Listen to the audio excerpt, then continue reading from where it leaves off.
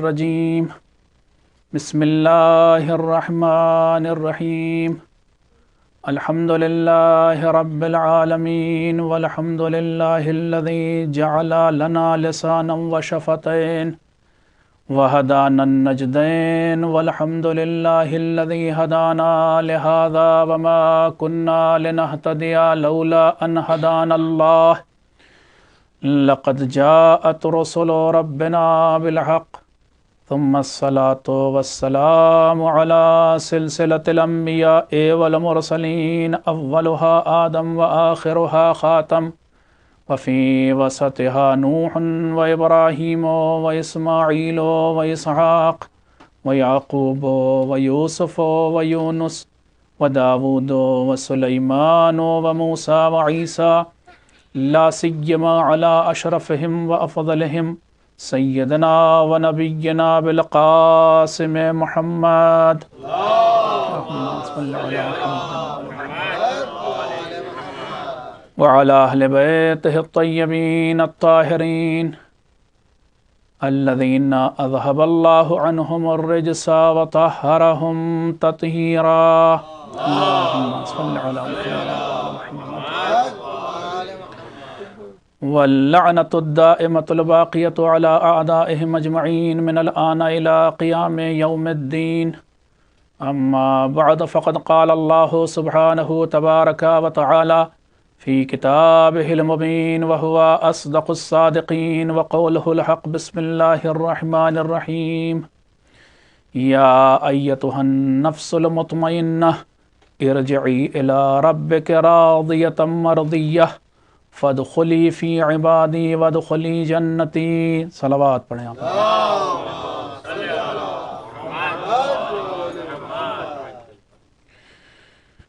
ایام محرم ہیں اور جس آیت کی تلاوت میں نے کی اکثر و بیشتر آپ خطبہ ذاکرین علماء سے ممبروں سے اور محراب سے یہ آیت سنتے رہتے ہیں،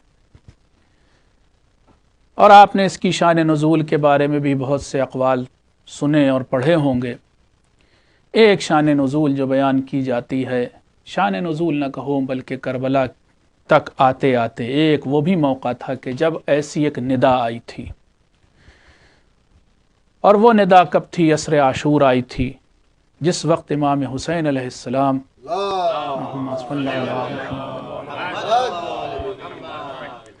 گھوڑے سے زمین کی طرف تشریف لا رہے تھے. اس وقت ایک ندائے غیب کہتے ہیں کہ آئی تھی، اور اس میں یہ ارشاد ہوا تھا یا ایتھا النفس المطمئنہ ارجعی الی ربک راضیۃ مرضیہ. اے نفس مطمئنہ، پلٹ آ اپنے رب کی طرف اس حالت میں کہ تو اللہ سے راضی ہے، تو اپنے رب سے راضی ہے اور تیرا رب تجھ سے راضی ہے. فادخلی فی عبادی، تو میرے خاص بندوں کے زمرے میں داخل ہو جا. وادخلی جنتی، اور وہ جو خاص جنت میں نے تیرے لیے بنائی ہے تو اس میں اب داخل ہو جا. یہ ترجمہ ہے آیت کا. اگر آپ کو یاد ہو تو کل شب میں آپ کی خدمت میں نفس راضیہ کے بارے میں بات کر رہا تھا. میں نے اقسام نفس بیان کی تھیں آپ کے سامنے. مثلا نفس لوامہ کے بارے میں تھوڑی سی بات کی تھی، پھر نفس طائعہ ہوتا ہے، پھر نفس ملہمہ ہوتا ہے، پھر نفس راضیہ جس کا ذکر کل کیا تھا، پھر نفس مرضیہ ہوتا ہے، پھر اس کے علاوہ نفس امارہ ہوتا ہے، نفس صدیقہ ہوتا ہے. یہ تمام 8 نفس ہیں کہ جو آپ کے سامنے کل پیش کیے تھے، اور میں نے وعدہ کیا تھا کہ ان 2 مجلسوں میں راضیہ اور مرضیہ کے بارے میں بات کریں گے. جو بات جہاں تک آ کر کے بات ختم ہوئی تھی وہ یہ تھی کہ ہم ہی اللہ سے راضی نہیں تو اللہ کیا ہم سے راضی ہوگا؟ ہم اس کی دی ہوئی نعمتوں پر، جو میں نے کل نعمتیں گنائی تھیں، مثلا مال کے اوپر اکثر راضی نہیں رہتے، جتنا مال اس نے دیا اس پر راضی نہیں رہتے. اولاد اگر اس نے دی تو راضی نہیں رہتے، نہ دی تو راضی نہیں رہتے. اسی طریقے سے بہت سارے چیزیں جو اللہ نے ہم کو عنایت فرمائی، شہرت دی تب بھی راضی نہیں، نہ دی تب بھی راضی نہیں. آگے بڑھ جائیے آپ، اور بہت ساری نعمتیں اللہ نے دی ہیں کہ جو اس کائنات میں موجود ہیں، جن کی طرف ہم نگاہ اٹھا کر دیکھتے ہیں تب بھی ان میں نقص و عیب ہم جیسا قاصر انسان نکالنے کی کوشش کرتا ہے۔ بہرحال کسی صورت ہم اپنی زندگی سے راضی نہیں ہوتے۔ موسم ابھی بات ہو رہی تھی، لفظ بیڈ ویدر ہی مجھے بہت برا لگنے لگتا ہے۔ بیڈ کیا چیز ہوتی، یہ سب ہم نے، البتہ ان کو نہیں کہہ رہا ہوں، یہ ایک اصطلاح عوام الناس نے، ہم انسانوں نے بنائی ہے۔ یہ بات ساری یہ ہے، بات ایک انسان کی نہیں ہے، بات میں نے کل کہا تھا علامہ اقبال نے صرف کہی ہے وہ بات، مگر بات ساری ہمارے دل کی تھی جو کہہ دی ہے۔ تو بیڈ ویدر یا کوئی بھی طریقے کے جو شکایات ہیں، یہ الفاظ کی شکل میں قولاً فعلاً یا خواہش و تمنا کی شکل میں ہم سے ظاہر ہوتی ہیں۔ کبھی تو ہم منہ سے نکال دیتے ہیں یہ بات اور کہہ دیتے ہیں کہ اللہ نے مجھے مثلا فلاں چیز نہیں دی، شکایتاً کہتے ہیں۔ یہ بھی آپ کو بتا دوں، اسی نہج البلاغہ میں امیر المومنین علیہ السلام ارشاد فرماتے ہیں کہ جس شخص نے اپنی مشکل، مومن کی بات نہیں ہو رہی ہے، مومن انسان کے لیے کہہ رہے ہیں مولا، کسی مومن نے اگر اپنی مشکل غیر مومن سے، غیر مسلم سے، کافر سے، مشرک سے بیان کر دی تو اس نے گویا اللہ کی شکایت کی، یعنی اللہ نے جو اسے دیا ہوا ہے ایمان کے ساتھ، اتنی بڑی دولت دی ہے ایمان، وہ بھول گیا اور شکایت کر رہا ہے کہ مجھے فلاں چیز اللہ نے نہیں دی۔ کئی جگہوں پر آپ کو نہج البلاغہ میں یہ بات ملے گی کہ جس نے اپنی مشکل، جس نے اپنی مصیبت، جس نے اپنی ضرورت دوسروں سے بیان کر دی، اس نے خود ہی اپنے ذلیل ہونے کا سامان فراہم کر لیا۔ تو یہ اچھی بات نہیں ہے کہ ہم اپنی بات، اپنی شکایت جا کر کے غیر مسلم افراد سے، مشرک و کافر افراد سے کریں کہ صاحب اللہ نے ہمارے ساتھ ایسا کیا۔ کرتے ہیں ہم میں سے بھی بعض، یہ کوئی ضروری تھوڑی نا کہ باقاعدہ 1,00,000 کرسچن کا جو ہے مجمع عیسائیوں کا جمع کیا جائے تب ہم کوئی بات کہیں۔ ارے ہمارے جو دوست، جو کولیگ، جو کام کرنے والے، ان سے کہہ رہے ہیں کہ آج ایسا ہوا، ہمارے گھر میں ایسا ہوا، ہماری زندگی میں ایسا، یہ شکایت ہی تو ہے جو ہم کر رہے ہیں اس کے سامنے۔ ہمیں تو اس سے یہ کہنا چاہیے کہ الحمدللہ میرے خدا نے مجھے بہت کچھ دیا ہوا ہے، تمہیں کیا معلوم اس قلب میں علی کی محبت رکھی ہوئی ہے، تمہیں کیا معلوم کہ حسین کون ہے، تمہیں کیا معلوم کہ اس خون میں گرمی کس چیز کی ہے، وہ خون حسین تھا کہ جس نے سینچا تھا، آبیاری کی تھی کربلا میں، جس کی وجہ سے آج مومنین کے خون میں گرمی پائی جاتی۔ تو بہرحال ہم لوگ یا پھر کبھی کبھی فعل اپنا کام ایسا کرتے ہیں کہ جس سے ظاہر ہوتا ہے کہ ہم جو ہے وہ اللہ سے شکایت رکھتے ہیں، یا پھر وہ الفاظ کی جو تمنا اور خواہش کے استعمال کیے جاتے ہیں، اے کاش میرے پاس یہ ہوتا، اے کاش ایسا ہوتا۔ یہ ایک طرح کی اندر آپ بات دیکھیں تو دراصل شکایت ہے۔ اور کچھ نہ صحیح تو میں ایک شعر پڑھوں، شکایت سے یاد آ گیا، بعض لوگوں کو انگریزی بولنے میں بھی شکایت ہوتی ہے۔ اب انگریزی بولنی ہمارے یہاں کا آپ یاد رکھیں، آپ لوگ تو اس ملک میں آ گئے نا، تو آپ کو پتہ نہیں، بھی وہاں پر بہت لوگ آپ جیسے موجود ہیں ہندوستان، پاکستان میں، وہ اپنے لیے سب سے بڑا شرف سمجھتے ہیں کہ انگریزی کے چند جملے بول لے جائیں۔ تو انگلش بولنا آئی نہیں آئی، ٹوٹی پھوٹی صحیح۔ یہ بھی آپ کو پتہ نہیں، اس روز شاید بیان کیا تھا میں نے کہ سر سید احمد خان نے یونیورسٹی بننے کے بعد پہلی تقریر جو کی ہے یونیورسٹی کی، اناگرل تھی وہ اسپیچ ان کی، اپنا کالج کھولنے کے بعد، اس وقت یونیورسٹی درجہ نہیں ملا تھا، لیکن کالج کھولنے کے بعد جو پہلی تقریر کی اس انسان نے، تو انگریزوں سے بے انتہا متاثر انسان تھا، تو اور انگریزی آتی نہیں تھی۔ عجیب بات یہ تھی، اپنی تقریر کو اردو اسکرپٹ میں، انگریزی کو اردو اسکرپٹ میں لکھ کے لائے تھے، اور وہ اردو اسکرپٹ انگریزی میں لکھی ہوئی تھی، بات انگریزی میں تھی، تقریر انگریزی میں تھی، مگر اسکرپٹ اردو تھی کیونکہ پڑھ نہیں پاتے تھے، اور پھر وہ تقریر فرمائی تھی۔ بہرحال وہ شعر جو مجھے یاد آیا وہ ایسے ہی، شاید میں ان کو نہ کہوں، لیکن بہرحال ہمارے یہاں ایسے بہت سارے افراد ہیں، آپ کو معلوم ہے شکایت یہ خدا سے آپ کو، کیوں نہ لندن میں اتارا باپ کو۔ تو ایک شکایت تو کم از کم یہ رہتی ہے، اگر کچھ نہ صحیح تو اگر ملک ہی مختلف ہوتا، یہ پاکستان میں کرفیو کے بیچ میں کیوں پیدا کیا، کم سے کم لندن میں پیدا کرتا، کل میں نے بتایا تھا بکنگم پیلس میں پیدا کرتا، یا دور ہی بدل دیتا، پیغمبر کا دور ہوتا، مولا کا دور ہوتا، دور مثلاً امام رضا علیہ السلام ہوتا،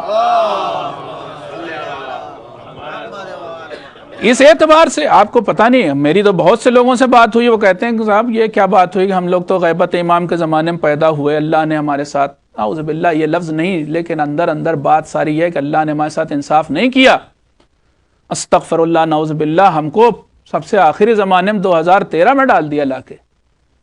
ارے سب سے زیادہ اچھے لوگ تو وہ تھے جو سامنے معصوم کی زیارت کرتے تھے، ہم لوگ ہیں تڑپتے ہیں روزانہ، دعائیں کرتے ہیں، دعائیں ندبہ آ کر کے پڑھا کرتے ہیں کہ آ جائیے آ جائیے آ جائیے، اور ان کے بیچ آتے تھے اور وہ زیارت کرتے کرتے تھک جاتے تھے، شاید ایسے بھی افراد ہوئے ہیں۔ تو میں نے کل مثال بھی دی تھی، ابو سفیان ایسے کو رسول کی زیارت کرا دی اور ہم جیسوں کو نہ کرائی۔ تو بہرحال بہت سے لوگوں کو ہر طرح کی شکایت ہے، آج وہ ساری باتیں میں انشاءاللہ سالو کروں گا۔ ہاں کچھ جواب انشاءاللہ، دیکھیے کچھ جواب تو اجتماعاً، جیسے شکوہ کیا تھا علامہ اقبال نے، اجتماعاً جواب بھی دے دیا جواب شکوہ میں، لیکن کچھ جواب انشاءاللہ میں بھی اپنی طرف سے آپ کی خدمت میں پیش کروں گا۔ ایک صلوات پڑھ دیا آپ۔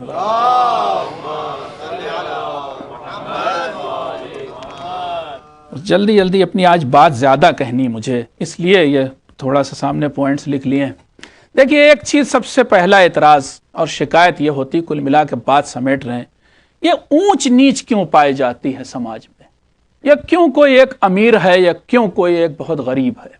اللہ کو اس میں کیا ملا؟ اس کے خزانے میں کوئی کمی ہو جاتی ہے؟ میں 2 کروڑ اگر کسی کو دیا تھا، مجھے بھی 2 کروڑ دے دیتا۔ اچھا دنیا میں سارے ہی بل گیٹس ہوتے تو کیا فرق پڑتا تھا؟ سب کو خوب پیسہ مل جاتا، دنیا میں ہر ایک کے پاس فراری ہوتی تو کیا جا رہا تھا؟ اللہ کے کچھ خزانے سے کم ہوا جا رہا تھا؟ اس کا خزانہ تو کہتے ہیں بے کراں ہے، اس کا خزانہ تو کہتے ہیں انفائنائٹ ہے، تو اس کے اوپر کوئی فرق نہیں پڑنے والا تھا، پھر دے دیتا سب کو، سب موج کرتے، سب کے پاس سارے سامان عیش و عشرت ہوتے، کیا جا رہا تھا؟ تو ایک تو پہلا سوال اونچ نیچ کا تھا۔ کل ایک صاحب نے آ کر کے مجلس کے بعد ایک اور سوال کیا تو اس کو میں نے شامل کر لیا، حالانکہ میرے اس میں تھا، ارادہ تھا کہ اس پر بھی روشنی ڈالیں گے، وہ بھی انشاءاللہ پیش کرتا ہوں۔ ایک اور چیز آپ کی خدمت میں، یا اللہ نے ہم لوگوں کو تو بڑا پابند بنایا کہ تم لوگ خمس دو، زکوٰۃ دو، صدقہ دو، خیرات دو، کوئی ڈونر ہو کوئی ریسیور ہو، مالدار لوگ، پیسے والے لوگ تو نکالیں اپنی جیب سے، اور کچھ ہوں سماج میں فقیر تب تو وہ لیں گے۔ تو اللہ نے نظام قائم کیا، فرض کر لیا اللہ حکم دیتا زکوٰۃ کا اور پھر کوئی فقیر ہی نہ ہوتا، اللہ حکم دیتا فطرے کا نکال کے دو فطرے کو کسی کو، اور وہاں کوئی ہے نہیں لینے والا، ریسیور ہی نہیں کوئی، تو اللہ نے حکم دیا، اس کا مطلب اللہ کی طرف سے یہ اونچ نیچ رکھی گئی ہے۔ صدقہ و زکوٰۃ نکلوا رہا ہے، خمس نکلوا رہا ہے، اس کا مطلب اونچ نیچ اللہ ہی نے رکھی ہے۔ اور یہی نہیں، سورہ یاسین جو آپ لوگ ہر شب جمعہ پڑھتے ہیں آ کر کے سینٹر میں، اس میں تو یہ آیت ہی آ گئی، وَإِذَا قِيلَ لَهُمْ أَنفِقُوا مِمَّا رَزَقَكُمُ اللَّهُ قَالَ الَّذِينَ كَفَرُوا لِلَّذِينَ آمَنُوا أَنُطْعِمُ مَن لَّوْ يَشَاءُ اللَّهُ أَطْعَمَهُ۔ کیا بات کہہ دی، واقعی یہی بات کافروں نے کہہ دی۔ کافروں سے جب یہ کہا جاتا ہے، حالانکہ وہ کافر نہیں، پہلے منافقوں سے کہیں، ایسے ہم منافقوں سے جب یہ کہا جاتا ہے کہ تم لوگ انفاق کرو، اللہ نے جو تمہیں مال دولت دی اس میں سے نکال کے کچھ فقیروں کو دو، تو وہ پلٹ کے کہتے ہیں، اب اندر سے چونکہ کافر ہیں، اندر کافر ہیں قلباً، تو پلٹ کے کہتے ہیں پکے ایمان والوں سے کہ ہم کیا ان کو نکال کے دیں؟ ارے دینا ہوتا تو اللہ ہی نے دے دیتا، اگر کھانا ہی کھلانا تھا تو اللہ خود کھلاتا، ہم کو کیا کہہ رہا ہے؟ اور صحیح بات ہے واقعی کہ ہم سے کہہ رہا ہے کہ زکوٰۃ دو، ہم سے کہہ رہا ہے ان کو کھانا کھلاؤ، ہم سے کہہ رہا ہے اگر جھوٹی قسم کھا لی تو جاؤ اور 10 آدمی کو کھانا کھلاؤ، 10 آدمی کو مثلا جو ہے کپڑے پہناؤ۔ ارے خود کیوں نہیں پہنا دیتا ہے؟ خود کیوں نہیں کھانا کھلا دیتا ہے؟ بھوکے رہے کیوں؟ آپ دنیا بھر کی دعائیں بیٹھے کر رہے ہیں، اللہم اشبع کل جائے، ارے جتنے بھوکے انہیں کھانا کھلا دے، ارے تو خود کیوں نہیں کھلا دیتا؟ ہم کیوں بیچ میں آئیں؟ ہم کیوں زکوٰۃ دیں؟ ہم کیوں خیرات دیں؟ ہم کیوں صدقہ کریں؟ خود ہی دے دے، اس کے خزانے میں کیا کمی ہے؟ ہم کو سکھا رہا۔ یہ تو وہ والی بات ہے، خود را نصیحت، خود را فضیحت، دیگران را نصیحت۔ ہم سے تو نصیحت کی بات کی جا رہی کہ تم دو نکالو صدقہ دو، اور خود نہیں دے رہا ہے کہ وہ بیچارے کا پیٹ بھر جائے۔ ایک اعتراض یہ ہے، ایک صلوات پڑھ دیا۔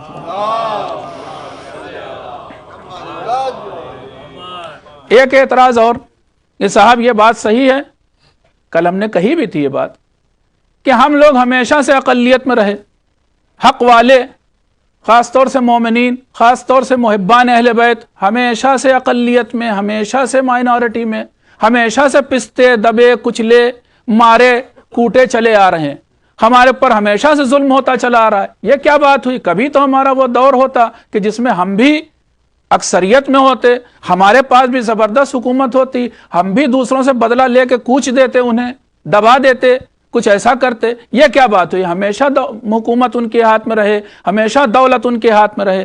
بس اس طرح کے بھی اعتراضات ہیں۔ انشاءاللہ کچھ اعتراضات اور آگے آئیں گے، وہ پیش کرتا ہوں، کیوں نہیں اسی موقع پر علامہ اقبال کے 2-3 اور اعتراضات رہ گئے، وہ بھی پیش کر دیا جائیں۔ ایک صلوات پڑھ دیا۔ دیکھیے آیت یاد کرنا پھر بھی آسان ہے، شعر یاد کرنا میرے لیے مشکل پڑ جاتا ہے، پھر بھی یاد ہے، ایسا نہیں ہے۔ کل جو سنایا تھا کیوں زیاں کار بنوں سود فراموش رہوں، وہاں سے شکوہ شروع ہوتا ہے، اسی کے 1-2 بند اور آپ کے سامنے پیش کرتا ہوں۔ کیوں مسلمانوں میں ہے دولت دنیا نایاب؟ ہمارے پاس تو کوئی مال نہیں ہے، نایاب ہے ہمارے لیے۔ تیری قدرت تو وہ ہے جس کی نہ حد ہے نہ حساب، تو جو چاہے تو اٹھے سینہ صحرا سے حباب، صحرا ریگستان اور اس کے بیچ سے حباب بلبلا پانی کا واقع چاہے قدرت رکھتا، ان اللہ علی کل شیء قدیر، تو جو چاہے تو اٹھے سینہ صحرا سے حباب، رہ روے دشت ہو سیلی زدے موج سراب۔ کیا بہترین مصرع کہا، کو سمجھنے کے واقع بعض کی ضرورت۔ سیلی فارسی میں کہتے ہیں تماچا مارنے کو، موج پر اگر سراب آپ سمجھ رہے ہیں، مراج جسے انگلش میں کہتے ہیں، دشت میں وہ پانی کے جو ہوتا نہیں ہے انسان کو دکھتا ہے، اس کی بھی موج چاہے تو اللہ بنا سکتا ہے، ایک تماچا مار کر کے اس کی بھی موجیں اٹھنے لگیں گی۔ علامہ یہ کہہ رہے ہیں۔ پھر بیت زبردست ہے، تان اغیار ہے رسوائی ہے ناداری ہے، تان اغیار ہے رسوائی ہے ناداری ہے، کیا تیرے نام پہ مرنے کا عوض خواری ہے؟ ہم لوگ تو مستقل خوار ہو رہے ہیں، دنیا میں بے عزت ہو رہے ہیں، دنیا میں مسلمانوں کے اوپر تھو ہو رہا ہے۔ کیوں ایسا؟ بنی اغیار کے چاہنے والی دنیا رہ گئی اپنے لیے ایک خیالی دنیا، ہم تو رخصت ہوئے اوروں نے سنبھالی دنیا۔ مسلمان گئے، اب واقع مسلمانوں کا ایک دور تھا جو سنہرا دور تھا، وہ ختم ہوا، ہم تو رخصت ہوئے اوروں نے سنبھالی دنیا، پھر نہ کہنا کوئی توحید سے، پھر نہ کہنا ہوئی توحید سے خالی دنیا۔ اللہ سے کہہ رہے ہیں پھر نہ کہنا ہوئی توحید سے خالی دنیا، ہم تو جیتے ہیں کہ دنیا میں تیرا نام رہے، کہیں ممکن ہے کہ ساقی نہ رہے جام رہے۔ بہرحال یہ ایک آدھ شکایت، اور یہ شکایت نہیں ہے ان کے خزانے معمور۔ علامہ کہہ رہے ہیں ہمیں یہ شکایت نہیں کہ غیر مسلم افراد کے مشرک کافر لوگوں کے خزانے بھرے ہوئے ہے، شکایت یہ نہیں، یہ شکایت نہیں، ان کے ہیں خزانے معمور، نہیں محفل میں جنہیں بات کرنے کا بھی شعور۔ قہر تو یہ ہے کہ کافر کو ملے حور و قصور، اور بیچارے مسلمان کو فقط وعدہ حور۔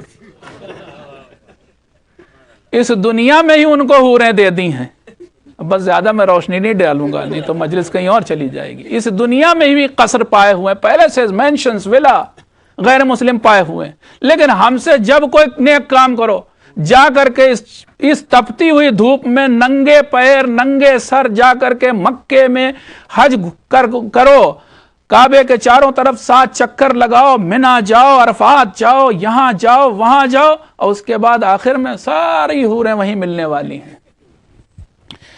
اور بیچارے مسلمان کو فقط وعدہ حور، اب وہ الطاف نہیں، ہم پہ عنایات نہیں، بات یہ کیا ہے کہ پہلی سی مدارات نہیں۔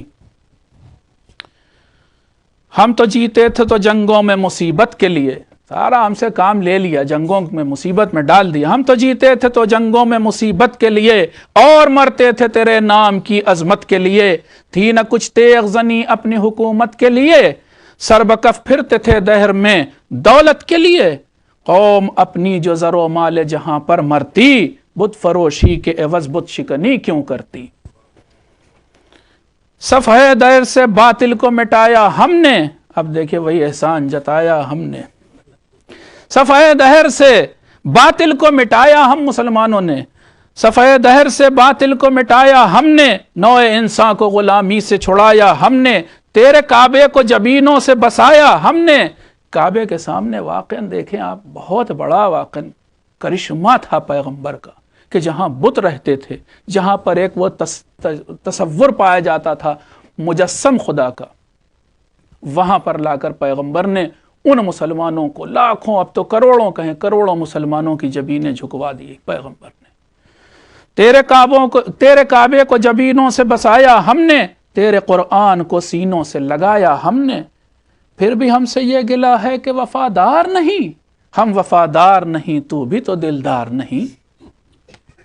صحیح بالکل کہا، واقعاً صحیح کہا۔ ایک اور بیت ہے، بہرحال ایک اور بند پڑھتا ہوں۔ آ گیا، اچھا اس لیے ہے کہ ہماری دیکھیں مجلسوں میں آپ کہتے ہیں مولا علی کا تذکرہ نہیں ہوتا، علامہ اقبال ایسے کر گئے واقعاً تذکرہ اس کو ہی پیش کرنا چاہیے۔ وہ افراد کے جو شیعہ سنی اتحاد کے ایک سمجھ لے علمبردار مانے جاتے ہیں، علامتیں مانی جاتی ہیں، ان کو پیش کرنا چاہیے ہمیں اس دور میں۔ آ گیا عین لڑائی میں جو وقت نماز، قبلہ روح ہو کہ زمیں بوس ہوئی قوم حجاز۔ کیا جملے ہیں واقعاً، کیا مصرے کہیں۔ آ گیا عین لڑائی میں جو وقت نماز، قبلہ رو ہو کہ زمیں بوس ہوئی قوم حجاز۔ ایک ہی صف میں کھڑے ہو گئے محمود و ایاز، نہ کوئی بندہ رہا اور نہ کوئی بندہ نواز۔ بندہ و صاحب و محتاج و غنی ایک ہوئے، تیری سرکار میں پہنچے تو سبھی ایک ہوئے۔ یہی وہ واقع مسجدیں ہیں کہ جن میں غریب ہو یا امیر ایک ہی صف میں کھڑے ہوتے ہیں۔ معلوم ہونا چاہیے آپ کے اسی ملک میں یہودی قوم آباد ہے، آپ جا کر کے معلوم کیجئے، ان کے ہاں سینیگاگ میں کارڈ بٹتے ہیں، گریڈنگ ہوتی ہے پیسے کے حساب سے۔ جو غنی لوگ ہوتے ہیں، جو پیسے والے ہوتے ہیں، جو مالدار ہوتے ہیں، وہ آگے کی صف میں ہوتے ہیں۔ جو بیچارے ذرا کم پیسے والے ہوتے ہیں وہ پیچھے کی صفوں میں ہوتے ہیں۔ لیکن یہ ایک ایسی مسجد آباد کی رسول اور ایک ایسا کام کر گئے کہ جس میں محمود و ایاز ایک ساتھ کھڑے ہوتے ہیں، ایک ہی۔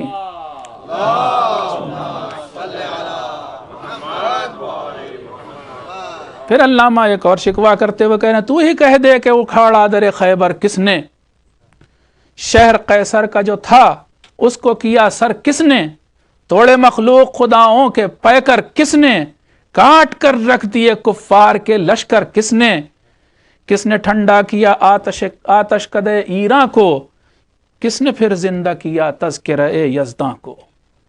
واقعاً دنیا بھول چکی تھی یہ تمام پیغامات، پھر سے رسول نے وہ زندہ کر دیے پیغامات۔ دنیا بھول چکی تھی کہ عبادت کیا چیز ہے۔ آئے 1,24,000 1,23,999 پیغمبر، لیکن ان سب کے آنے کے بعد کعبے کے آس پاس کیا، کعبے کے اندر 365 بت تھے۔ اس نبی نے آ کر ایسا معجزہ انجام دیا، اور پھر اس کے جانشینوں نے وہ کام کیا کہ جس کی وجہ سے اس دنیا میں واقع اب اس وقت بھی اللہ کے نام لیوا لوگ ہیں۔ بہرحال کل ملا کر جو بات میں کہنا چاہ رہا تھا کہ علامہ اقبال کو بھی اجتماعی شکوہ ہے، اور ہونا بھی چاہیے۔ واقع ہم مسلمانوں نے واقع بہت کام کیا ہے۔ آپ ایک دو کا تذکرہ میں کروں، آپ خود احساس کریں۔ جنگ خندق ہے، ہونے والی ابھی جنگ، خندق کھودی جانی ہے، اور مسلمانوں کے پاس کھانے کے لیے ایک دانہ نہیں ہے، اور اس حالت میں خندق کھودنی ہے۔ یہ بات محاورے میں نہیں کہی جاتی، لٹرل ہے واقعا۔ وہ اس بھوک کی اس کیفیت تک کیونکہ ہم لوگ نہیں پہنچے، ہم نہیں جانتے۔ جب پیٹ بہت زیادہ بھوک کی وجہ سے خالی ہو جاتا ہے تو شاید ایک دم ہلکے پن کا احساس ہونے لگتا ہے، انسان کو لگتا ہے وہ گر پڑے گا، تو اس کو وزنی بنانے کے لیے پیٹ پر پتھر باندھا جاتا ہے۔ جنگ خندق میں مسلمانوں نے پتھر باندھ کر کے وہ خندق کھودی، ایسے حالات تھے۔ اور اس میں بھی روایات چاہ کے دیکھیں کہ جتنی بقیہ مسلمانوں نے طے ہوا تھا کہ ہر مسلمان اتنی دور تک خندق کھودے گا، غالباً مجھے جہاں تک یاد آ رہا ہے کہ 10 ذراع کھودے گا یا 11 ذراع کھودے گا، تو اس میں بھی رسول نے دگنی خندق کھودی تھی۔ اس بھوک کے باوجود تو مسلمانوں نے واقعاً بڑے کام کیے، اور اس کے بعد کعبے کو واقعاً جبینوں سے بسا دیا۔ لیکن پھر کیا ہمارے اوپر ساری مصیبتیں آ رہی ہیں؟ بھئی ایک قوم نے مان لیا کہ ابھی ہم برے ہو گئے، لیکن 400 سال تک اگر کوئی قوم بڑے شاہکار کارنامے انجام دے گئی ہو تو اس کا اثر بھی تو رہنا چاہیے بہت عرصے تک۔ اب تو ہم پھٹے حال ہو گئے، برے حال ہو گئے، اب تو ہر طرف کتابیں اسی موضوع پہ لکھی جا رہی ہیں کہ کیا مسلمانوں کی بدحالی کے کیا کاز ہیں، کیا ریزنز ہیں، کیا وجہیں ہیں، اور اسی پر لکھی جا رہی ساری کتابیں۔ لوگوں کا موضوع یہی ہے، ہم اٹھتے بیٹھتے کبھی شیعوں کو، کبھی اپنے کو، کبھی مسلمانوں کو، کل ملا کر کے کرٹیک ہو کے رہ گئے ہیں بس، اور کچھ نہیں رہ گئے۔ تو اسی کا بہرحال جواب ایک صلوات پڑھے تو جوابات پیش کرتا ہوں۔ پہلے میرے تھوڑے جواب سنیے، پھر علامہ کے جواب بھی سنیے گا، پھر میرے سنیے گا انشاءاللہ۔ آج تو بھائی تھوڑی سی مہلت دیجیے گا مجھے۔ ہاں اللہم صلی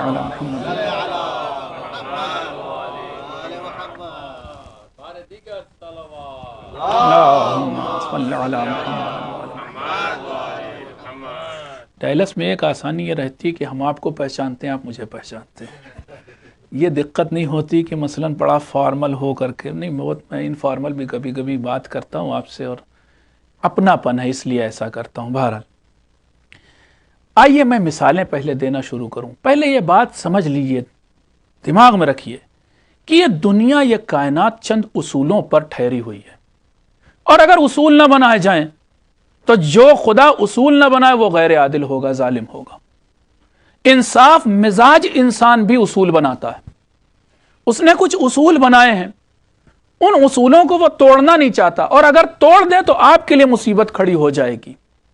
میں ابھی 10-20 اصول کی بھی بات کرنے جا رہا ہوں شاید آپ کے سامنے۔ اس نے اصول بنائے ہیں۔ ایک مثلا بہت چھوٹا سا قانون اس کا ہے، لا آف گریوٹی کہا جاتا ہے۔ اس زمین میں بلکہ تمام سیاروں میں نیوٹن کا لا بہت آگے تک ہے، ہاں، کشش پائی جاتی ہے، ایک دوسرے کو کھینچے ہوئے ہیں، ایک دوسرے کو ریپیل بھی کرتے ہیں کچھ ستارے۔ بہرحال ایک بہت بڑی گیلیکسی جو آپ کو جس کا تصور پیش کیا جاتا ہے، ایسے ہیں کہ سب چیزیں بیلنسڈ ہیں، بالکل ایکویلیبریم میں ہیں، ذرا سا ان کا توازن خراب ہوا اور یہ سب گئے۔ تو یہ جو لا آف گریوٹی ہے، جو زمین کے اندر کشش ہے، یہ اس کا ایک اصول ہے۔ کیا توڑ دے آپ کی خاطر؟ توڑ دے گا تو آپ ہی الٹ جائیں گے سب سے پہلے، یہ پیر زمین پہ نہیں پڑیں گے، ہو سکتا ہے سر ہی چلا جائے نیچے۔ جو لوگ جاتے ہیں ذرا سا چاند پر دیکھیے، جو لوگ اسپیس میں گئے ہیں وہ بیچارے کبھی یوں جا رہے ہیں، کبھی یوں جا رہے ہیں، کبھی یوں جا رہے ہیں، کبھی یوں جا رہے ہیں۔ اس لا کے ذرا سا ہٹنے پر وہ ان لوگوں کا زندہ رہنا مشکل ہو جاتا ہے۔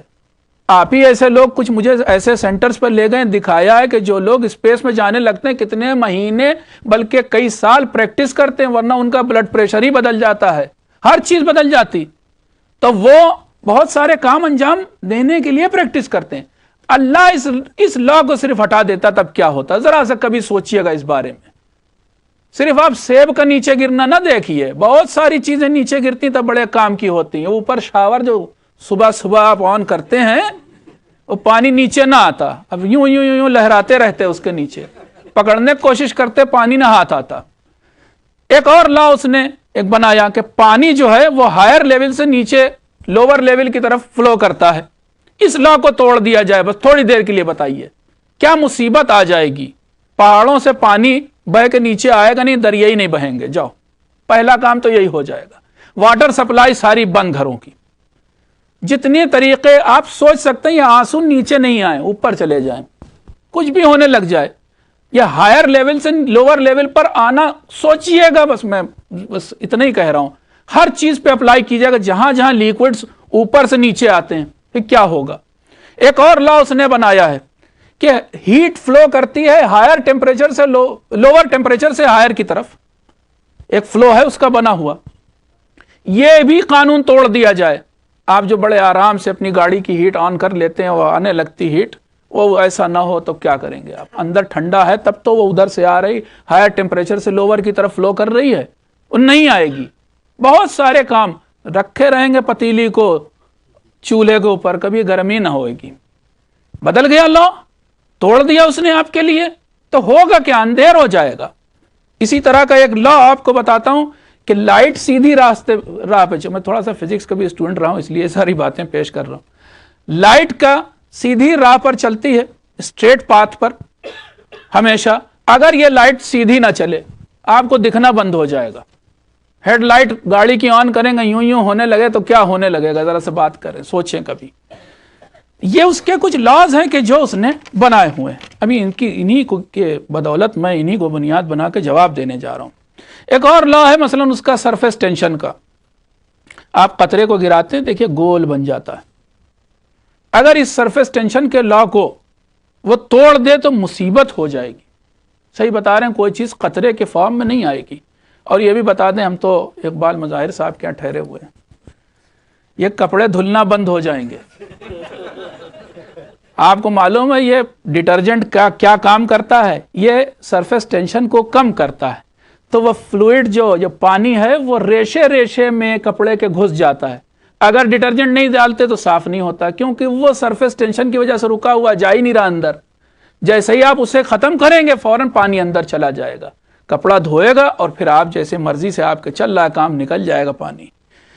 اسی طریقے سے بہت سارے لا ہیں, میں کیا بہت سارے لکھے تھے, چھوڑ دیتا ہوں. بہت سینٹریفیوگل فورس, سینٹریپیٹل فورس, اس کے علاوہ بائنسی کا لا. آپ یہ کشتیاں تیر رہی ہیں, یہ جہاز تیر رہے ہیں, قرآن مجید میں کئی جگہ پر اللہ نے یہ اپنی نشانیوں میں سے ایک نشانی بتائی ہے کہ تم فلوئڈ, تم اس پانی کے اوپر جب بھی کوئی ٹھوس چیز رکھتے ہو تو پلٹ کے وہ جو اچھال ہوتی اسی کی وجہ سے تو تمہاری کشتیاں تیرتی ہیں. پھر اس کے اوپر نہ معلوم کتنے لا لوگوں نے بیس کیے, وہ سارے ڈسکس نہیں کر رہا ہوں, بس ایک کو معیار بناتا ہوں. پانی اوپر سے نیچے کی طرف فلو کرتا ہے, اگر نہ فلو کرے تو مصیبت میں نے بتایا ہوئی جا رہی. اب اگر پیسہ فلو نہ کرے اوپر سے نیچے کی طرف, امیر سے فقیر کی طرف نہ جائے, تو کیا ہوگا؟ سب کے پاس برابر پیسہ ہو جائے تو کوئی ایک بل گیٹ کو ملازم نہیں ملے گا, سارے بل گیٹس ہو گئے, کون کسی کے خدمت کرنا چاہے گا؟ یہ سارا کاروبار, یہ دنیا ہے کس چیز کا نام؟ یہ اسلام, یہ ہیومن سوسائٹی ہے کس چیز کا نام؟ یہاں تقسیم کار ہے, ڈویژن آف ورک ہے, ایک آدمی کچھ ہے, ایک آدمی کچھ ہے. لیکن اگر سب یکساں ہو گئے تو پھر وہ سوسائٹی چلے گی نہیں. ہر کار کا ہر پرزہ, یہ بھی آپ مثال یاد رکھیے گا, کار کے ہر پرزے کی ضرورت ہے تب گاڑی چلتی ہے. اگر سارے پرزے یکساں بنا دیے جائیں تو مصیبت ہو جائے گی. واقعا پہلے شاید مثال دے چکا ہوں آپ کو, ایک بار پھر سے دیے دیتا ہوں کہ اگر یہی کار, اس میں کتنے ویل ہوتے ہیں بھائی؟ 4 نہیں ہوتے, 5 ہوتے ہیں. آج ہم سے آپ سنیں, صلوات پڑھے آپ.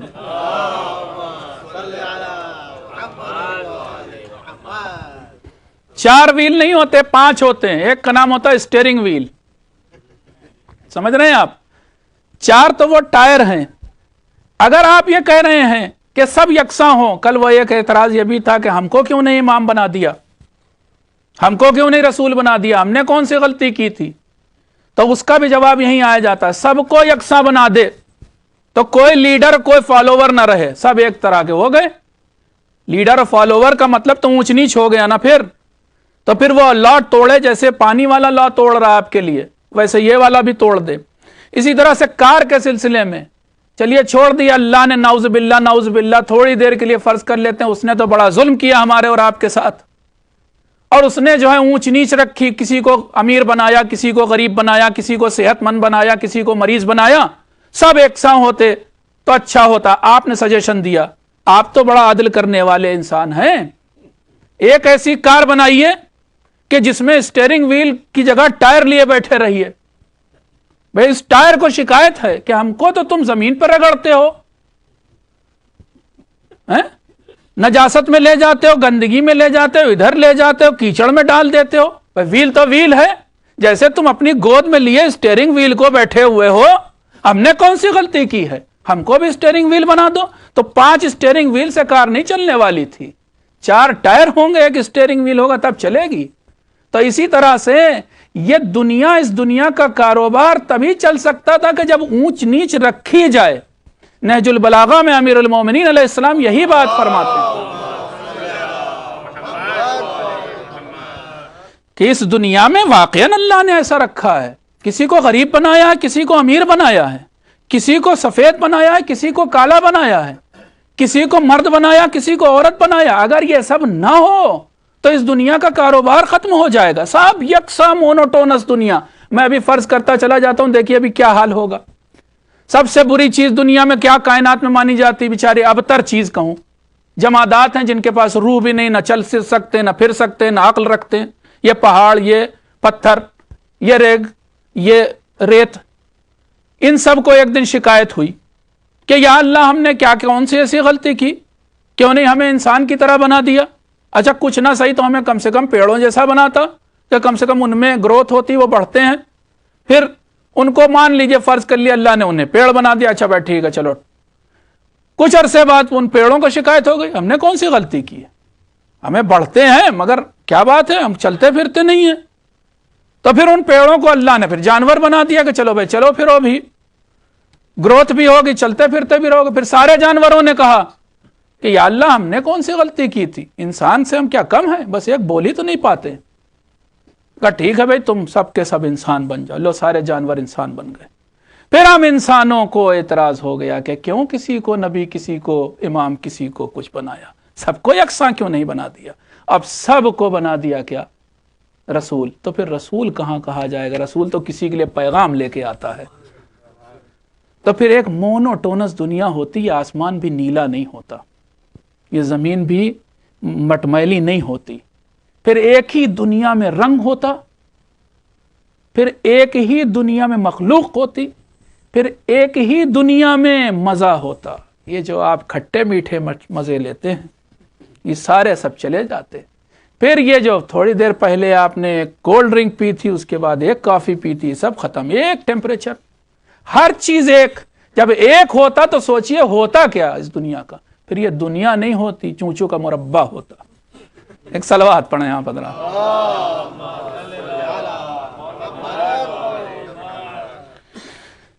استغفر اللہ، نعوذ باللہ. یہ تو اگر کر دیتا اللہ تو ظلم کہلاتا. عادل خدا وہ ہے کہ جس کا جو حق ہے وہ اسے دے. عدل کرنے کا مطلب یہ ہوتا ہے کہ جس کا جو حق ہے وہ دیا جائے. آئیے اس سوال کا بھی جواب دے دوں اقلیت والے کا کہ مولانا یہ ہمیشہ سے ہم لوگ اقلیت میں، مائنارٹی میں رہے، ہم لوگ ہمیشہ جبکہ حق پر ہیں، تو یہ پھر کیوں؟ اکثر یہ سوال مجھ سے کیا جاتا ہے. اس سوال کی پھڑکتی ہوئی ایک آیت ہے جواب کے طور پر، قل لا يستوي الخبيث والطيب. یاد رکھو کہ خبیث اور طیب برابر نہیں ہو سکتے. پست چیز اور اچھی چیز برابر نہیں ہو سکتی. اب آپ میجورٹی کا میں نام نہیں لے رہا ہوں، آپ خود سمجھیں گے. ہاں آگے بھی رسول سے کہا وَلَوْ أَعْجَبَكَ کثرت الخبیث، حالانکہ خبیثوں کی کثرت رسول آپ کو تعجب میں ڈال دے گی، مگر کبھی بھی یہ خبیث کبھی بھی طیب کے برابر، پاک لوگوں کے برابر نہیں ہو سکتے. اگر ایسا ہو گیا حضور والا تو اس دنیا میں ہیرا، سونا، چاندی سب ختم. کیونکہ ہیرا تبھی ہیرا ہے کہ جب وہ کم ہے، اور ورنہ ٹین ہو جائے گا. اور سونا بھی تبھی سونا ہے کہ جب وہ کم ہے، اگر زیادہ ہو جائے تو وہ پھر تانبا ہو جائے گا، لوہا ہو جائے گا. اور لوہا بھی تبھی لوہا ہے کہ جب تک وہ لوہا ہے، ورنہ پھر ریت ہو جائے گا. اور پھر ویسے ہی ایک داستان شروع کر دوں گا میں. کل ملا کر کے اگر اونچ نیچ نہ رکھی جائے اور ساتھ ہی ساتھ حق والے اچھی چیز کم نہ بنائی جائے، یہ اس کا ایک اصول ہے. اس نے یہ اصول بنایا کہ جب بھی کوئی اچھی چیز ہوگی وہ ہمیشہ کم ہوگی اس دنیا میں. جب بھی کوئی قیمتی چیز ہوگی وہ ہمیشہ کم ہوگی. لوگ یہ جو دلیل دیتے ہیں کہ ہم حق پر اس لیے ہیں کیونکہ ہم میجارٹی میں ہیں، کیونکہ ہم اکثریت میں ہیں، بالکل غلط ہے. اگر ایسا ہوتا تو کوئلہ صحیح ہوتا اور ہیرا غلط ہوتا. کوئلہ قیمتی بن جاتا اور ہیرا بے قیمت بن جاتا. لیکن ایسا نہیں ہے. ہیرا تبھی قیمتی ہے کہ جب وہ کم ہے. ہیرا ہیرا ہی ہے اس وجہ سے کہ کم ہے وہ. تو بہرحال ہمیشہ اقلیت حق پر ہوتی ہے، قیمتی ہوتی ہے. ہمیشہ اچھے لوگ اس دنیا میں کم رہیں. یہ دلیل کوئی بھی جو دیتا ہے بالکل بے سر پیر کی دلیل ہوتی ہے حقانیت کی. آئیے تھوڑا سا اور آگے بڑھتے ہیں اور پھر علامہ اقبال کو بھی انشاءاللہ کوٹ کروں گا. ایک صلوات پڑھ دیا حضرات.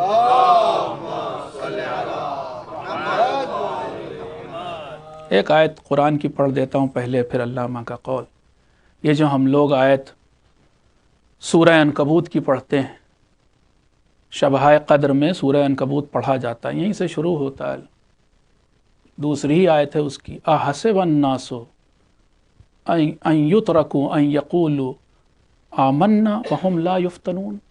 کیا لوگوں نے یہ گمان کیا ہے، ان یترکوا ان یقولوا آمنا وہم لا یفتنون، کیا آپ سب نے یہ سمجھا ہوا ہے کہ آپ کہیں گے آمنا، آپ کہیں گے ہم ایمان لائے، آپ کہیں گے ہم مومن ہیں اور آپ کا امتحان نہیں لیا جائے گا، بس سیدھے سیدھے جنت میں؟ مومن ہونا ٹکٹ نہیں مل گیا جنت کا، ٹکٹ ٹیکس دینا پڑے گا، قیمت چکانی پڑے گی، فری میں نہیں جانا ہے آپ کو جنت میں.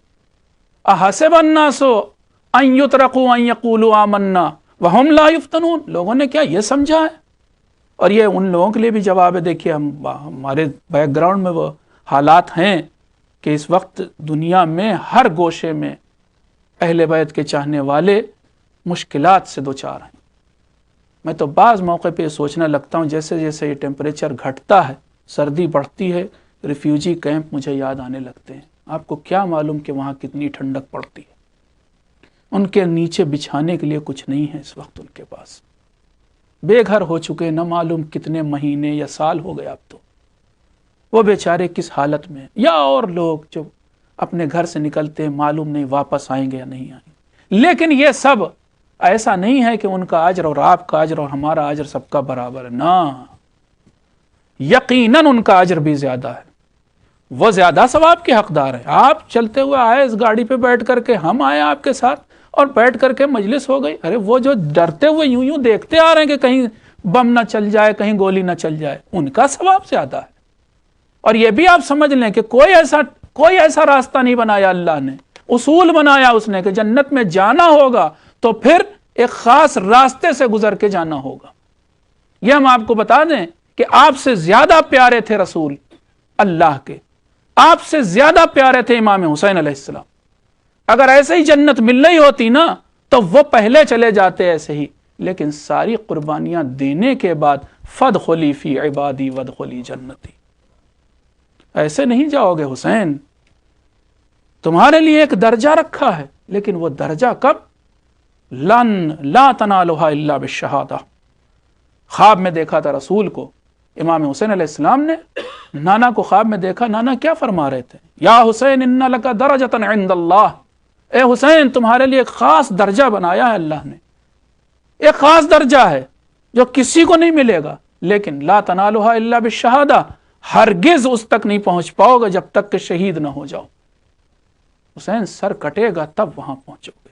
تو جب حسین آسانی سے نہ پہنچے جنت میں تو آپ سمجھے بیٹھے ہیں آپ پہنچ جائیں گے.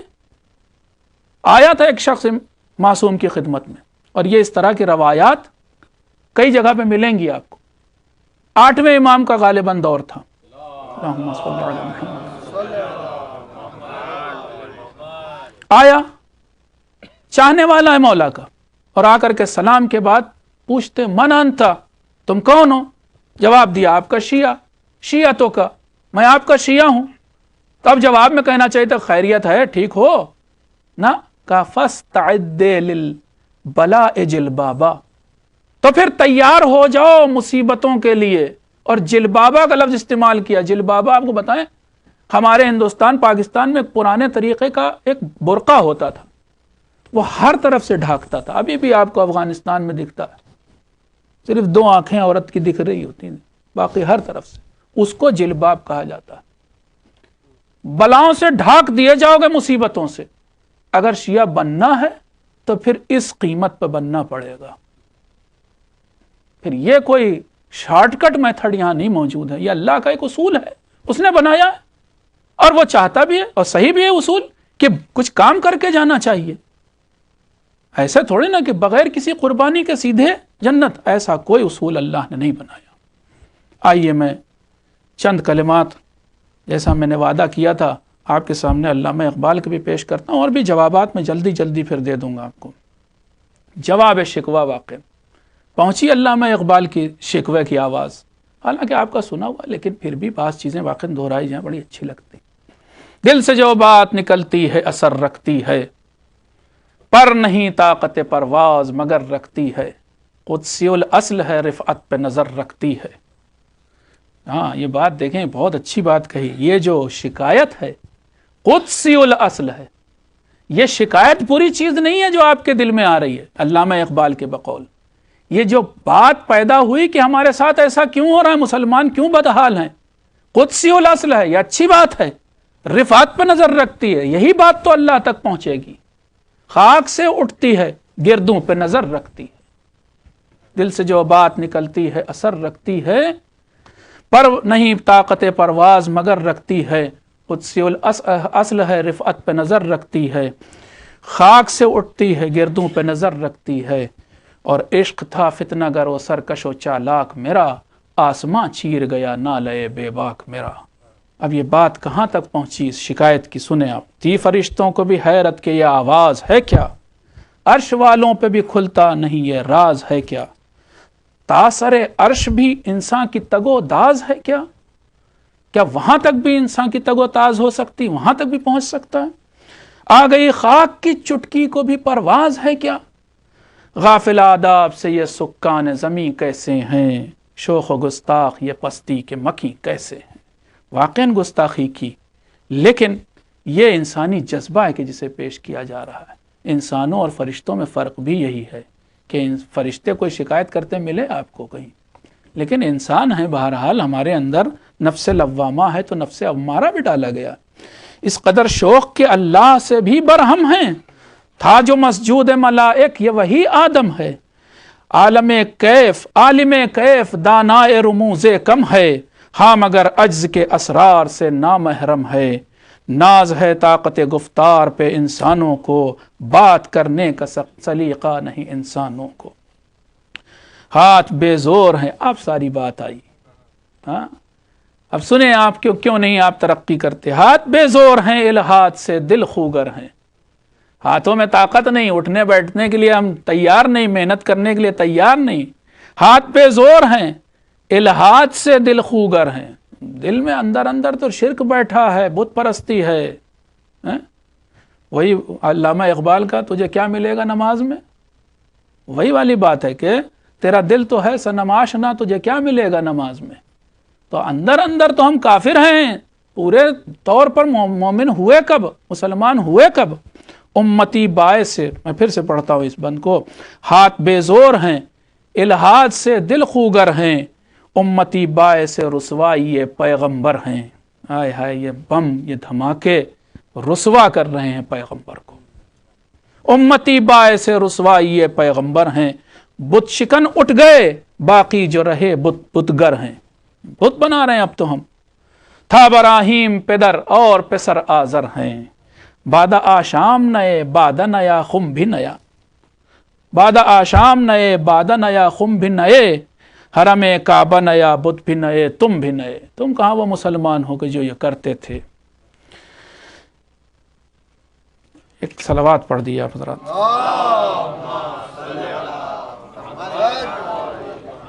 بس اب اس سے زیادہ نہیں پڑھوں گا، ایک دو بند پڑھ دیے اس لیے. آئیے اور اعتراضات کے جواب یا شکایت کا جواب اپنی زبان میں دیتا ہوں. ایک بات آپ سے پوچھتا ہوں، دیکھیے غلطی ہماری ہے یا اللہ کی ہے، یہ آپ سمجھیں گے بعد میں. پہلے میں مثال پیش کرتا ہوں. میں نے آپ سے کہا کہ فرض کر لیجئے کہ جناب میرے لیے فلاں پھل لا دیجئے، اور آپ پھل لینے کے لیے گھر سے نکلے اور اس بازار میں چلے گئے کہ جہاں پر کپڑا بکتا ہے. ڈھونڈتے پھر رہے ہیں کہ بھائی مولانا نے سیب منگایا تھا، کہیں مل نہیں رہا، یہاں تو سب کپڑے ہی کپڑے مل رہے ہیں، سب سیب منگایا گیا تھا. غلطی میری ہے یا غلطی آپ کی ہے؟ اللہ نے ہمیں پہلے دن بتایا قرآن مجید میں، لقد خلقنا الانسان فی کبد، ہم نے انسان کو مشکلات میں پیدا کیا ہے. اعلان کر دیا پہلے ہی دن، ہم نے انسان کو مشکلات میں پیدا کیا ہے. اب یہ دنیا ہے مشکلات کی، یہ بازار ہے مشکلات کا. ڈھونڈنے نکلے ہو آسائش اس کے اندر، آرام چاہتے ہو، اس میں کبھی نہیں ملے گا. فلقتحم العقبہ، قرآن کہہ رہا ہے کہ کیوں نہیں اس مشکل کے پہاڑ کو کیوں نہیں پھان جاتے ہو؟ اصل وہی ہے جیتنے والا، فاتح وہی ہے کہ جو ان مشکلات کے پہاڑ کو پھان جائے۔ تو ہماری اور آپ کی ایک اور جواب سنیں، ہماری اور آپ کی توقع بھیجا ہے کہ اس دنیا میں آرام و آسائش ہوگا۔ یہ اللہ نے بنایا نہیں اسے دار آرام و آسائش، یہ گھر ہی نہیں ہے جہاں پر آرام و آسائش، یہاں پر صرف اور صرف مشکلات ہوں گی۔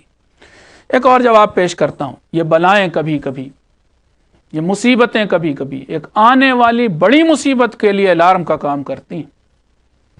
یہ بتائیے آپ خود ہی رات کے وقت جب سوتے ہیں تو الارم لگاتے ہیں، اور الارم لگاتے ہیں کہ فرض کر لیے مجھے صبح 5 بجے اٹھنا ہے۔ الارم کس نے لگایا تھا؟ آپ نے۔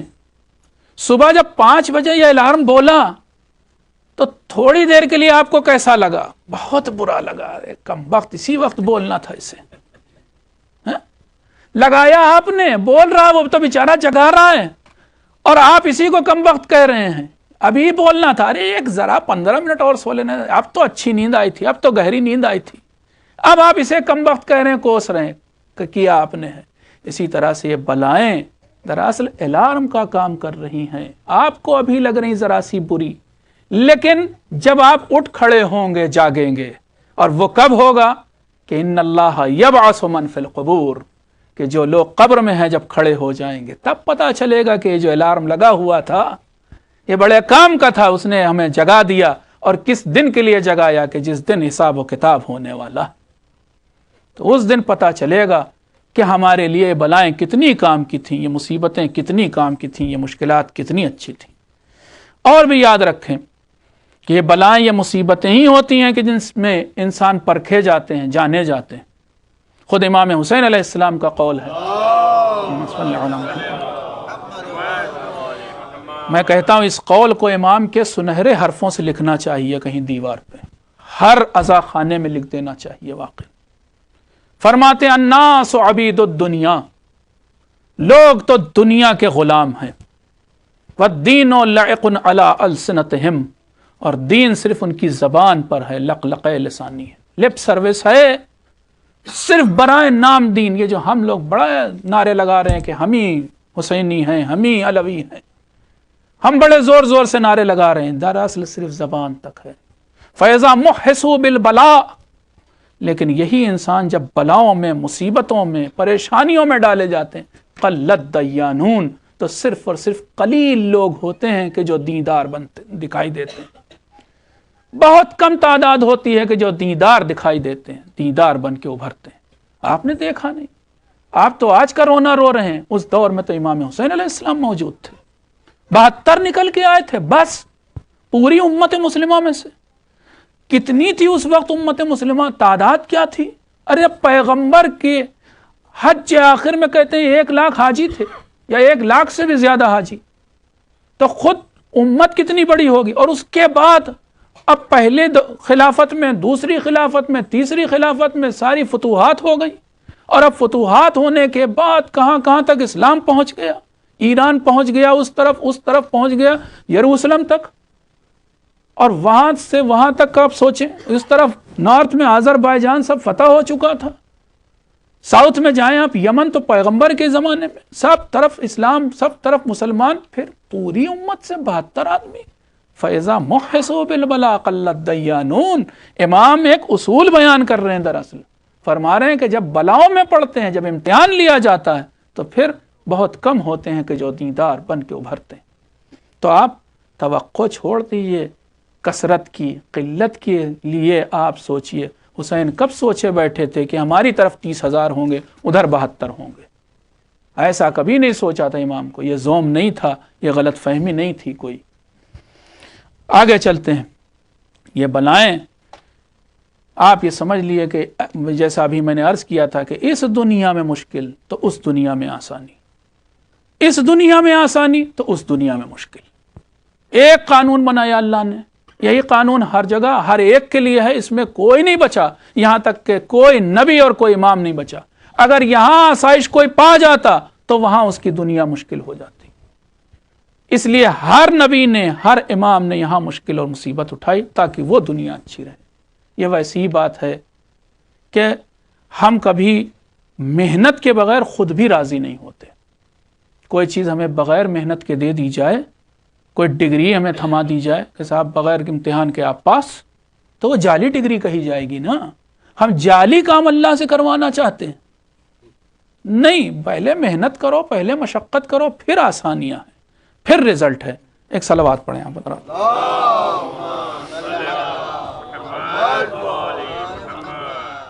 بعض چیزیں تو آپ جانتے ہیں اس لیے پھر میں اسکپ بھی کر جاؤں گا. بہرحال اگر کفار ہم سے بہتر ہیں تو بعض اسباب کی بنا پر وہ ہم سے زیادہ محنت کش ہیں، اس میں کوئی شک نہیں ہے. ہمارے ہاں تو ہندوستان میں مشہور ہے یہ کہ جو لوگ بڑے کا گوشت کھاتے ہیں وہ محنت نہیں کرتے.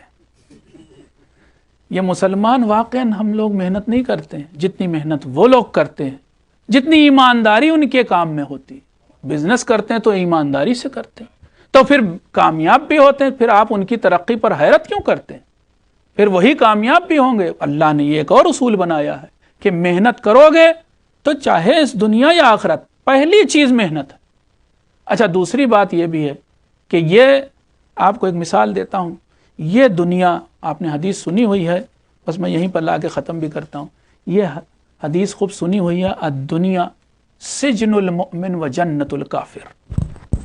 دنیا کافر کی جنت ہے اور مومن کے لیے یہ قید خانہ ہے. قید خانے کی مثال میں آپ کو دیتا ہوں.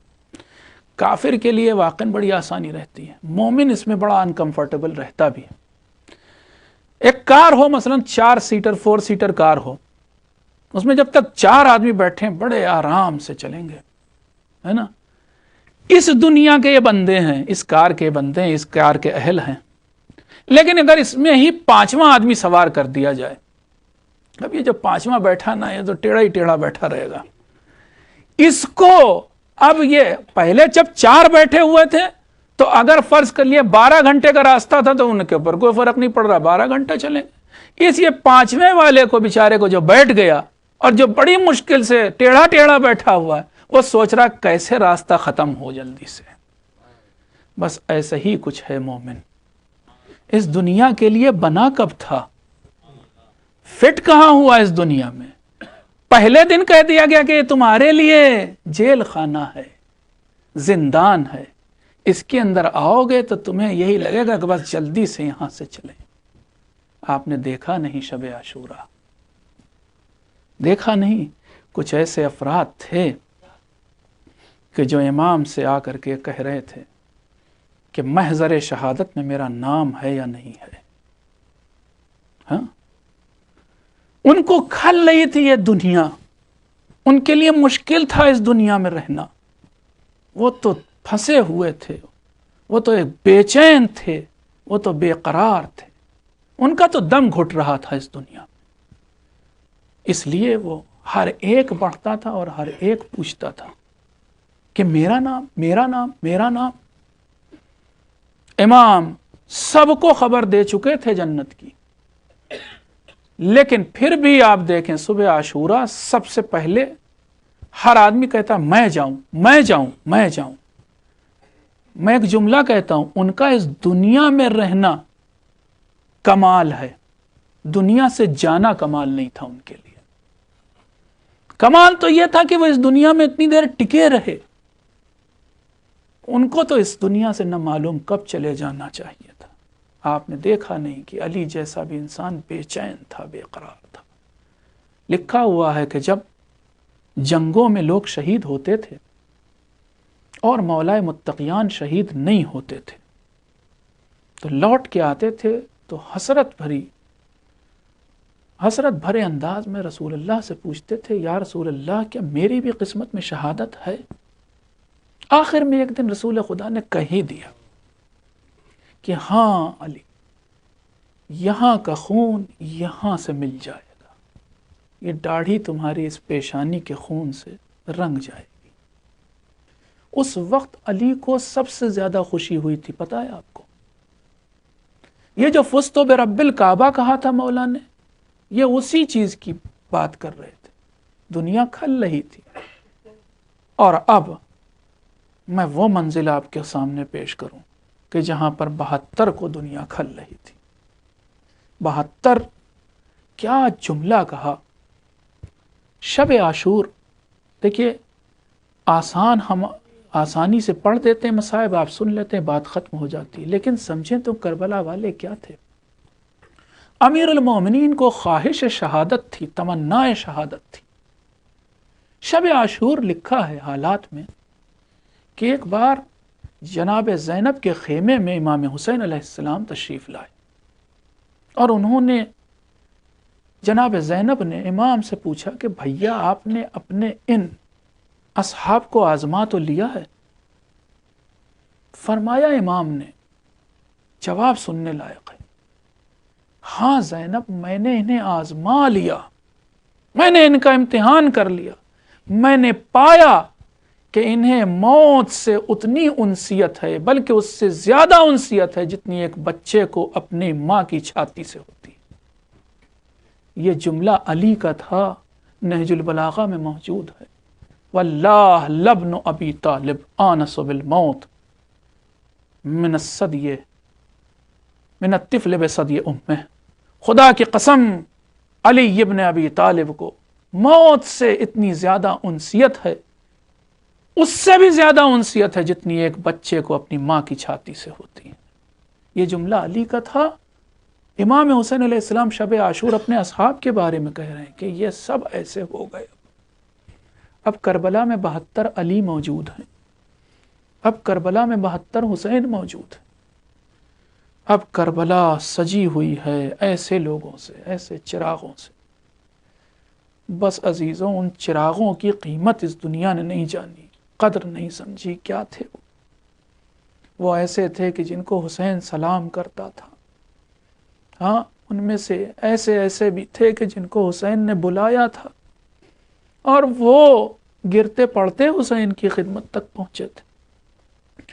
ہاں عزیزو، میں نے شب عاشور کا واقعہ پڑھا نا آپ کی خدمت، اور امام کا محضر شہادت پڑھنا بھی پڑھا کہ محضر شہادت پڑھ رہے ہیں، بتا رہے ہیں لوگوں کو، اے حبیب ابن مظاہر تم بھی شہید ہو گئے، اے مسلم ابن اوسجا تم بھی شہید ہو گئے، اے زہیر تم بھی شہید ہو جاؤ گے. ایک ایک کا نام لیا. عزیزوں، یہ مصائب میں اس لیے پڑھنے جا رہا ہوں. کل مجھ سے کسی مومن نے پوچھا کیا امام حسن علیہ السلام کا اور بھی کوئی بیٹا کربلا میں موجود تھا؟ بس اسی کا ایک جواب، بس چھوٹے سے چند کلمات آپ کی خدمت. ہاں، محضر شہادت پڑھتے پڑھتے حسین رک گئے. ایک شہزادہ تھا کہ جو انتظار میں بیٹھا تھا، میرا نام آئے، میرا نام آئے. کون شہزادہ؟ قاسم ابن حسن، امام حسن کا یتیم. ہاں، اس سے حسین نے وہ سوال کیا اور اس نے بھی وہ جواب دیا کہ جو کسی نے دنیا میں نہیں دیا. جب شہزادے نے دیکھا کہ میرا نام نہیں آیا تو پوچھا، چچا کیا میرا نام بھی شہداء میں ہے؟ اب بجائے اس کے کہ حسین جواب دیتے ہیں ہاں قاسم تم شہید ہو گئے، پوچھا کیف الموت عندک، قاسم ذرا یہ تو بتاؤ کہ موت تمہارے نزدیک کیسی ہے؟ اب یہ وہ جواب ہے کہ جو دنیا سمجھے کہ اہل بیت کون ہوتے ہیں، جانے کہ آل محمد کون ہے. جواب دیتا ہے 13 سال کا شہزادہ ہے، 13 سال کا کم سن بچہ ہے، اور جواب دے رہا ہے احلا من الاصل. اے چچا کیا بات کرتے ہیں، شہد سے زیادہ شیریں ہے یہ موت میرے لیے. اور پھر یہ جواب تاریخ میں لکھ دیا گیا. جیسے یہ جواب ملا تھا، امام حسین علیہ السلام سے پوچھا قاسم نے، چچا اب تو بتائیے. جواب میں امام نے فرمایا کہ ہاں قاسم کل تم بھی شہید ہو گئے اور تمہارا چھوٹا بھائی علی اصغر بھی شہید ہوگا. بس اتنا سننا تھا کہ قاسم گھبرائے، کیا اشقیہ خیمے میں چلے آئیں گے؟ اے چچا، جواب دیا چچا نے، یہ تو نہیں کہا کہ نہیں، بلکہ فرمایا میں علی اصغر کو خود لے کر جاؤں گا. میں کہوں گا اے آقا بتائیے کہ ہاں عصر عاشور وہ ہنگام ہوگا، وہ افراتفری ہوگی کہ خیمے جلائے جا رہے ہوں گے. نہ صرف یہ کہ خیمے جلائے جا رہے ہوں گے بلکہ درانہ اشقیہ خیموں میں آ جائیں گے، سیدانیوں کے سر سے چادر چھینی جائے گی. ہاں عزیزو، یہاں تک میں نے وہ بات پڑھی کہ جو آپ سنتے رہتے ہیں۔ امام حسن علیہ السلام کا ایک بیٹا اور کربلا میں موجود، جس کا نام عبداللہ ابن حسن ہے، غالباً 11 سال عمر ہے اس بچے کی، اور اب اس کی شہادت ذرا سنیے تو کیسے ہوئی تھی۔ ہاں، بہت سے ایسے بچے ہیں، بہت سے ایسے کربلا میں شہید ہونے والے ہیں کہ جن کی بارے میں پڑھ کر کے، جن کے حالات پڑھ کر یہ لگتا ہے کہ ان کو یہ احساس نہیں ہونے پایا تھا کہ بات یہاں تک پہنچ جائے گی، امام حسین بھی شہید کر دیے جائیں گے۔ ارے بچہ ہی تو ہے عبداللہ ابن حسن۔ لکھا ہے تاریخ میں، جس وقت حسین گھوڑے پر ڈگمگائے اور گھوڑے سے زمین پر آئے اور تیروں نے استقبال کیا، تیروں کے مسلح پر معلق تھے، اس وقت یہ بچہ دور سے اپنے چچا کو دیکھ رہا تھا۔ ایک بار خیمے سے نکلا، لیکن ادھر چچا کی نگاہ خیموں کی طرف تھی، میرے رہتے کوئی حملہ نہ ہونے پائے۔ چچا کو ہر دم ہر آن یہ خیال تھا کہ خواتین کا پردہ باقی رہے۔ جیسے ہی امام حسین نے دیکھا عبداللہ ابن حسن برآمد ہوئے ہیں، فوراً آواز دیے، زینب اس بچے کو روکو۔ جناب زینب دوڑی ہوئی آئیں، بچے کا ہاتھ پکڑا، لے گئی واپس، اپنے ساتھ بچے کو کھڑا کیا۔ ابھی اشقیاء آگے بڑھ رہے ہیں، چاہتے ہیں حسین کو قتل کریں، چاہتے ہیں کند خنجر رواں کریں، لیکن اسی دوران ایک بار بچے نے پھوپھی کا ہاتھ چھڑایا، بھاگتا ہوا مقتل کی طرف دوڑا۔ ارے اس کے ہاتھ میں تو نہ شمشیر ہے نہ نیزہ ہے۔ عزیزو، آپ نے یہ سنا ہوگا کہ ابو الفضل العباس جب گئے تھے میدان میں تو ایک نیزہ ضرور ہاتھ میں تھا، مگر پھر بھی 2 بازو کٹ گئے تھے۔ یہ بچہ وہ ہے کہ جس کے ہاتھ میں نہ تلوار ہے نہ نیزہ، دوڑتا ہوا امام تک پہنچتا ہے، اور اسی دوران ایک شقی اپنی تلوار بلند کر چکا ہے، چاہتا ہے کہ حسین کو قتل کرے۔ بچہ تعجب سے دونوں ہاتھ اٹھا کے کہتا ہے، اے انسان، کیا تو میرے چچا کو قتل کر دے گا؟ عزیزو، روایت کی لفظیں ہیں، وہی دونوں ننھے ننھے اٹھے ہوئے ہاتھ، شقی کی تلوار چلی، انہی 2 ہاتھوں پر پڑی، دونوں ہاتھ کھال سے لٹک گئے، اس طرح کٹے کہ کھال سے لٹکنے لگے۔ چچا نے یہ منظر دیکھا، اس عالم میں بھی حسین نے دونوں بازو پھیلائے، اے میرے لالا، میرے کلیجے سے لگ جا، یہ کیا ظلم ہو گیا؟ عزیزوں، یہیں پر ظلم ختم نہیں ہوا، ایک تیر جوڑا ایک شقی نے کمان میں اور عبداللہ ابن حسن کی طرف روانہ کیا۔ تیر کا لگنا تھا کہ حسین سے پہلے یہ بچہ بارگاہ الہی میں پہنچ گیا۔